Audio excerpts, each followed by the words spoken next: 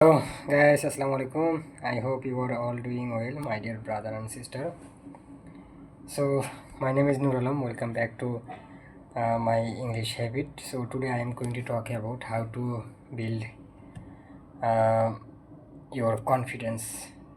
Okay, so this is a topic very important because if you are a beginner learner, so first time your confidence uh, as like me first time was very low confidence. I want to speak English, but my confidence very low and very nervousness always working. Okay, always work. So that's why how to uh, uh, confidence my level improve. Okay, so uh, this is it's a very important part because if you are a beginner learner, so that is field. Okay, so first time I cannot speak, I cannot talk, I cannot in front of camera make video. Okay, but right now me every day 2 or 3 make video make. Okay, so uh, that is only just one reason. Every day I consistency make. Okay, video, listening, speaking, reading and writing every day, every single day I make video. Okay, so that's why uh, how my confidence day by day improve. I believe that inshallah very soon uh, my confidence uh, big excellence. Okay, so if you are a beginner learner, so you only just one habit make.